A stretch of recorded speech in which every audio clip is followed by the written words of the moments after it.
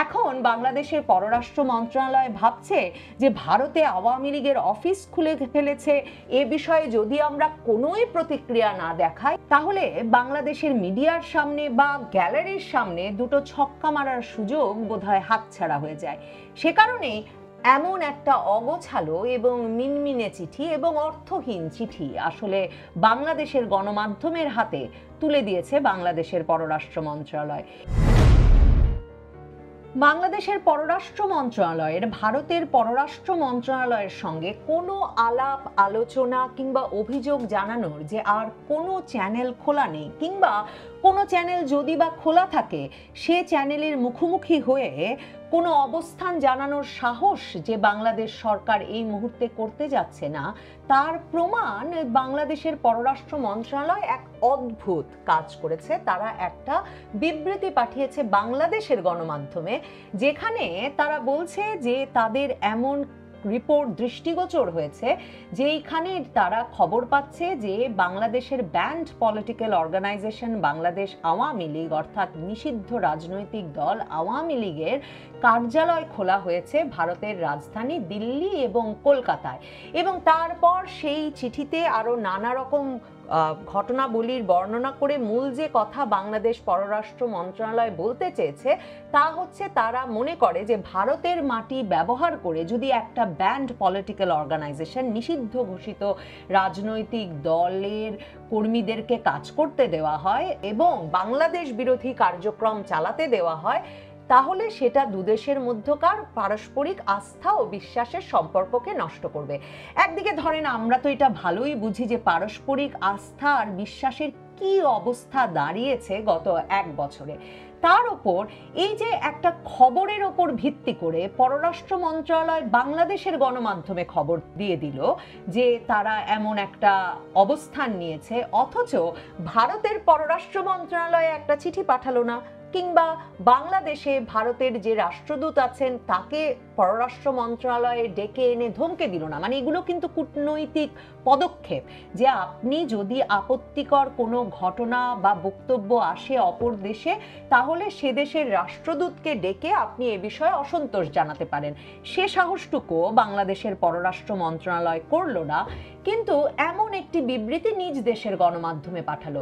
এই খবরটি প্রথম দেখি, আমার ধারণা সে খবরের উপর ভিত্তি করে পররাষ্ট্র মন্ত্রণালয়ের এই বিবৃতি বিবিসি বাংলার একটি খবর, যেখানে বিবিসি বাংলা বলে কলকাতায় একটি ভবনে তারা জানে যে সেখানে আওয়ামী লীগের অফিস নেওয়া হয়েছে, কিন্তু সেই ভবনটির কোনো ঠিকানা দেওয়া হয় না বিবিসি বাংলার সেই প্রতিবেদনে, এবং বলা হয় যে আওয়ামী লীগের নেতারা বলছেন যে এটা তাদের কোনো অফিস নয়। তার মানে কোনো সূত্রে সেটা নিশ্চিত করতে পারে না। এবং বিবিসি বাংলার ওই প্রতিবেদনেই আবার বলা হয় যে সেখানে কোনো সাইনবোর্ড বা ব্যানারও নাই যে এটা বাংলাদেশ আওয়ামী লীগের অফিস। তার মানে একেবারে নিজস্ব সূত্রের উপর ভিত্তি করে বিবিসি বাংলার প্রতিবেদক অমিতাভ ভট্টশালী, ভারতীয় প্রতিবেদক, তিনি লিখছেন যে তিনি জানেন যে ওই ভবনটিতে কলকাতায় আওয়ামী লীগের অফিস হয়েছে বলে বিভিন্ন সূত্রে জানা যাচ্ছে।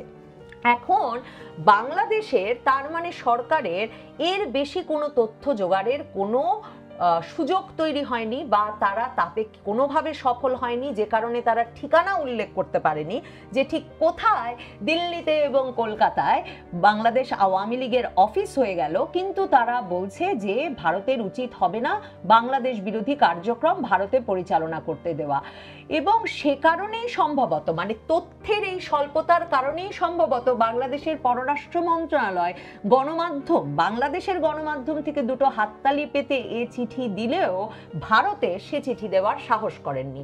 দেখেন, ভারতে দিল্লিতে বাংলাদেশের একটি দূতাবাস আছে এবং মে মাসে বাংলাদেশে সেখানে নিযুক্ত হয়েছেন রাষ্ট্রদূত হিসেবে রাষ্ট্রদূত রিয়াজ হামিদুল্লাহ।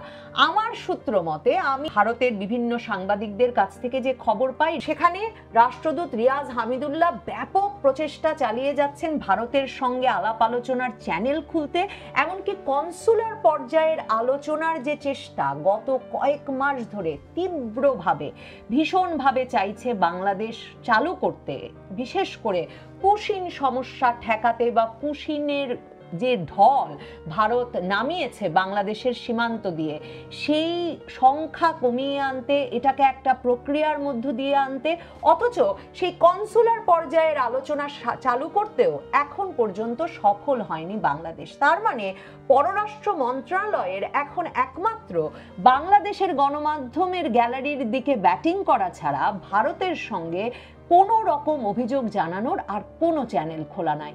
এ কারণেই আপনাদের মনে থাকবে মে মাসে যখন ভারত পুশিন শুরু করে, বিভিন্ন সীমান্ত দিয়ে বাংলাদেশি সন্দেহে মানুষজনকে রাতের অন্ধকারে সীমান্ত দিয়ে ঢুকিয়ে দেওয়া শুরু করে, যা নিয়ে ভারতে এখনো মানবাধিকার সংস্থাগুলো ব্যাপক সমালোচনা করছে। ভারতের সংবাদ মাধ্যমগুলো সোচ্চার এর বিরুদ্ধে যে এটা করার আইনি অধিকার ভারতের সরকারের আছে কিনা।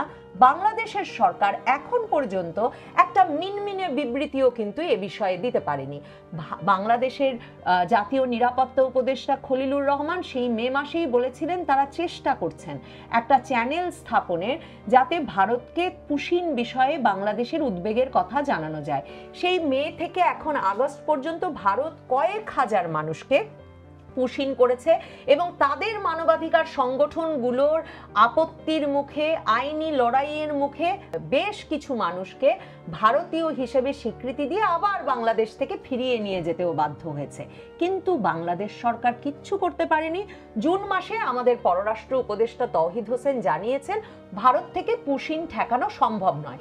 তো পররাষ্ট্র মন্ত্রণালয়ের অবস্থা হয়েছে এমন বেচারা অবস্থা, সে সময় হঠাৎ এমন একটা বিবৃতি তারা কিনা বাংলাদেশের গণমাধ্যমকে দিল। কারণ ঢাকার কাছে তো খবরই নাই যে কোথায় কোথায় সেই অফিস আছে, মানে কোথাকার কোন খবরের ভিত্তিতে পররাষ্ট্র মন্ত্রণালয় একটা চিঠি গণমাধ্যমে ছেড়ে দিয়েছে।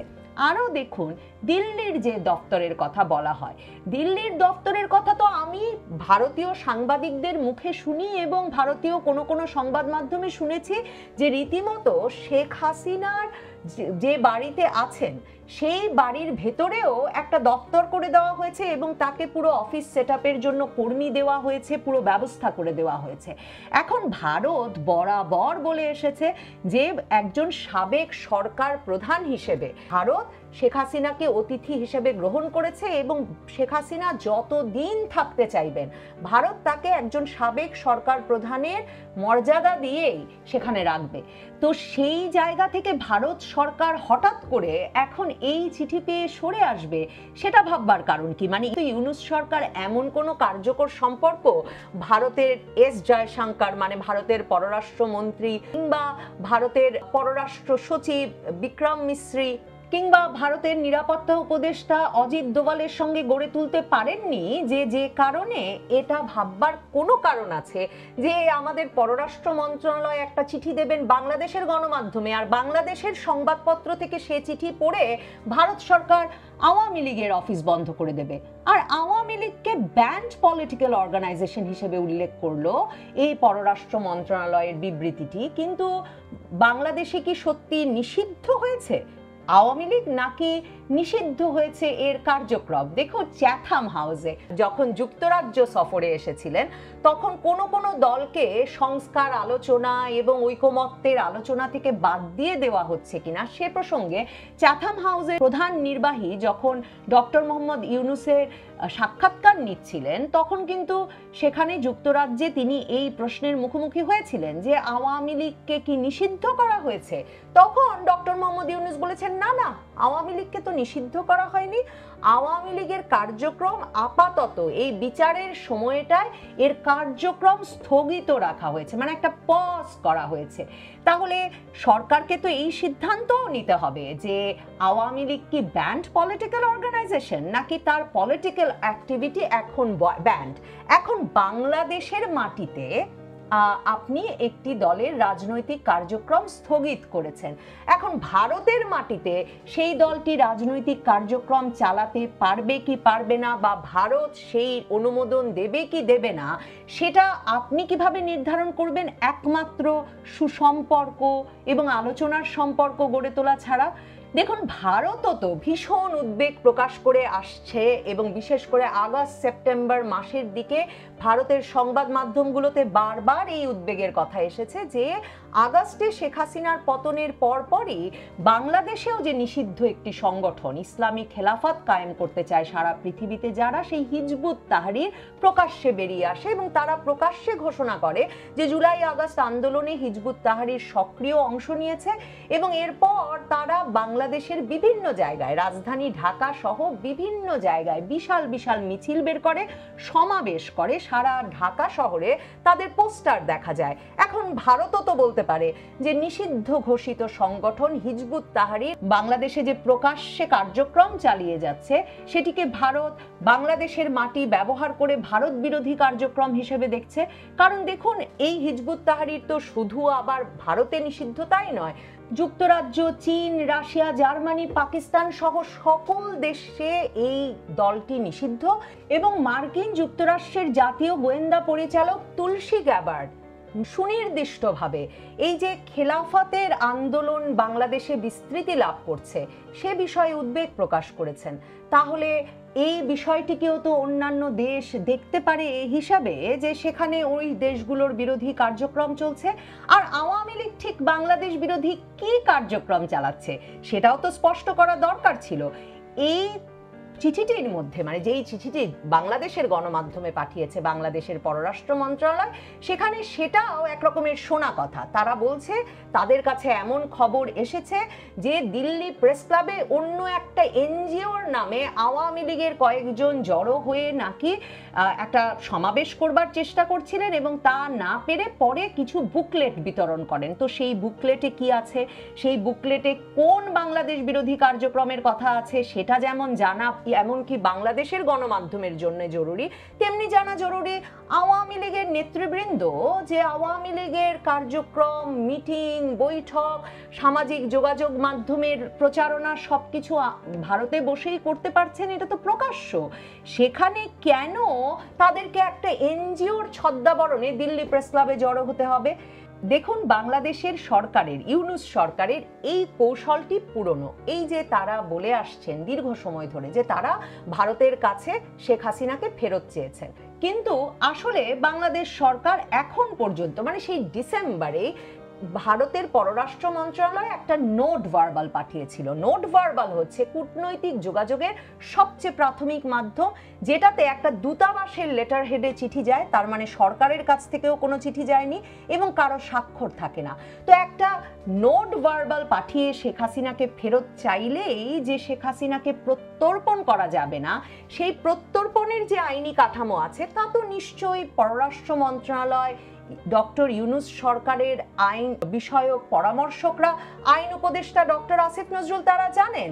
এবং ভারত খুব স্বাভাবিক কারণে, নোট ভার্বালের কারণে সাবেক একজন প্রধানমন্ত্রীকে ফেরত দেওয়ার বিষয়ে সেই চিঠির কোনো জবাব দেয়নি। কারণ প্রত্যর্পণ চুক্তিতে সরাসরি সুস্পষ্টভাবে লেখা আছে যে রাজনৈতিকভাবে অভিযুক্ত কোনো ব্যক্তিকে প্রত্যর্পণ করবে না ভারত। তো তাহলে বাংলাদেশ সরকার যেসব ফৌজদারি অভিযোগ বা বড় বড় অভিযোগ আছে বলে শেখ হাসিনার বিরুদ্ধে দাবি করেন, সেগুলোর প্রমাণ, অভিযোগপত্র, সেগুলো কেন এখনো ভারত সরকারের কাছে দাখিল করছে না? আসলে বাংলাদেশের পররাষ্ট্র মন্ত্রণালয় আর ডক্টর ইউনূস সরকার ভারতের সঙ্গে সম্পর্ক নিয়ে এত মিথ্যাচার করেন এবং এত রকমে গ্যালারিতে দর্শকের উদ্দেশ্যে খেলতে চান যে শেষ পর্যন্ত বিপদ হয়েছে এই যে এখন ভারত হাজারে হাজারে পুশিন করছে, বাংলাদেশ সরকার কিছু বলতে পারছে না।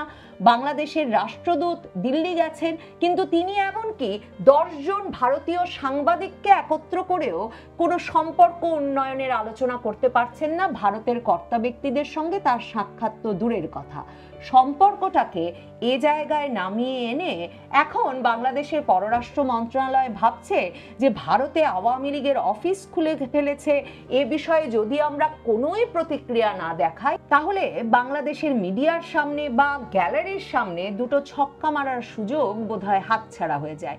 সে কারণেই এমন একটা অগোছালো এবং মিনমিনে চিঠি এবং অর্থহীন চিঠি আসলে বাংলাদেশের গণমাধ্যমের হাতে তুলে দিয়েছে বাংলাদেশের পররাষ্ট্র মন্ত্রণালয়।